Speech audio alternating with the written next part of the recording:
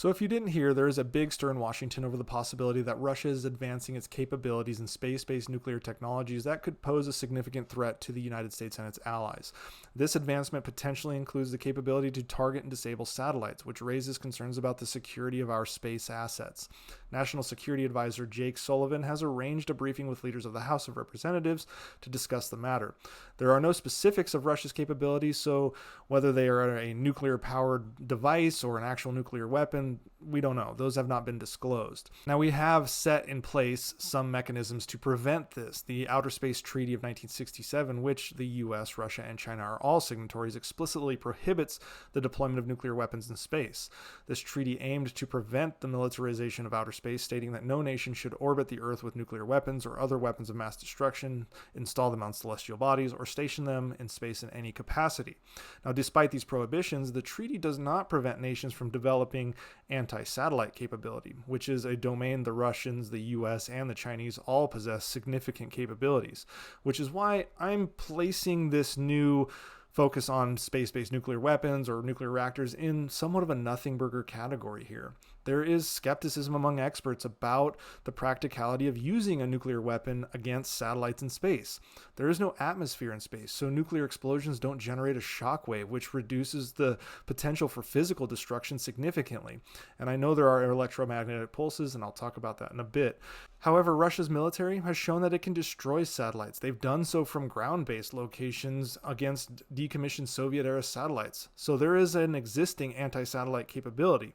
Sure, there are electromagnetic pulses, but the fact of the matter is a ground-based nuclear weapon launched into space has the same capability without violating any treaties and having the incredibly dangerous potential of such a weapon or reactor re-entering Earth's atmosphere, causing a massive and possibly radioactive debris field, which, if done on purpose, would be considered a weapon of mass destruction while not being nearly as devastating as an actual nuclear launch.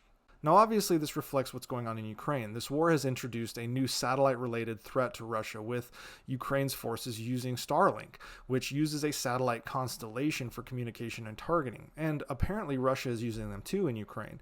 Now, the resilience of Starlink is based on the fact that it is thousands of satellites forming a constellation. It's not a conventional singular satellite, meaning that conventional anti-satellite weaponry has trouble destroying this system. It has trouble disrupting Starlink relative to other communication. So a mass attack or a mass event may be required. But again, this does not require a nuclear weapon to be staged in space. We've seen the capability before. The US's Starfish Prime nuclear test in 1962 illustrated the potential of a high-altitude nuclear explosion to disrupt satellite operations by using electromagnetic pulses, which are capable of damaging electronics and communications over a wide area. This capability suggests that nuclear detonations in space could serve as a means to impair satellite constellations like Starlink, but there would also be significant collateral damage to other satellites, including those belonging to India, China, and Russia itself. Now, amid these concerns, there is speculation that Russia may be exploring the development of a space-based nuclear reactor to power potential electronic warfare satellites. Such systems would be capable of jamming or disabling satellites, which enhances Russia's strategic position in space. Now, the emergence of Russian anti-satellite capabilities has prompted a lot of U.S. lawmakers to seek a detailed briefing on the threat, which is understandable. Intelligence committees are monitoring the situation. There's been calls for declassifying of information, and the media is involved, and it has kind of stirred up a bit of a panic on Capitol Hill. And so I hear you ask, but Chad, didn't you say this is a nothing burger? If that was the case, why all the panic in Washington? Well, that's a good question, and this is where I transition to the opinion side of the discussion. As you all know, I'm not a fan of tying politics to warfare, but the world we live in here requires us to do so. Politics and warfare are always tied together, and they are always playing off each other. They are always intertwined, and it is inevitable. So it is somewhat coincidental that this scary report comes at a time when the main political discussion is aid to Ukraine. Now, I'm not saying Sullivan or the GOP senator that's demanding briefings on this would fabricate this story out of thin air. I am sure Russia is seeking an edge in multiple arenas, including space. The US certainly is. And Russia has discussed more than a few harebrained schemes in their day.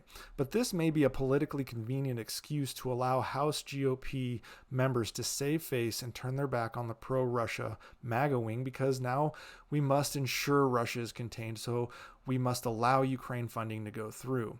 And I am 100% in favor of giving Ukraine all the aid they need, but Jake Sullivan is only giving this briefing to the House, not the Senate, and that is where this aid is held up, in the House. And so creating a bigger boogeyman to help the GOP get across the finish line on this aid is not outside of the realm of possibility.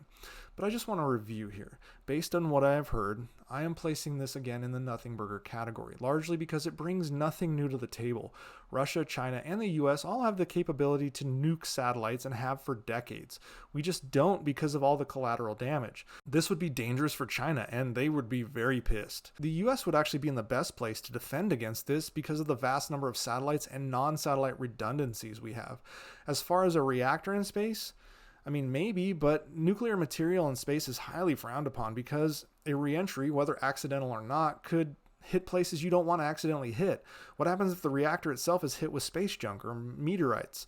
What does a meltdown in Earth orbit look like? I definitely don't know the whole story here, but I do know that the US has used this balance of shifting capability argument before when it wasn't as big a threat being posed as was presented.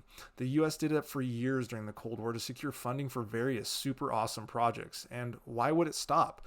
Nonetheless, it is always a good idea to take Russia seriously and then breathe a sigh of relief when their capabilities are shown to be overblown. If Russia stupidly put a nuke in space, violating treaties and endangering everyone, including China, they certainly deserve the repercussions that would be placed upon them. My final thought on this is not something I think we need to worry about in our day-to-day lives. Russia has the capability to destroy the world. So does the US. Putting that capability in space doesn't change that fact. Moving nukes to other countries and into space is merely posturing while bringing little changes to the actual capability and the actual geostrategic chessboard here. So while Congress is focusing on what to do here, I believe all of us can just go on with our day-to-day lives in the meantime.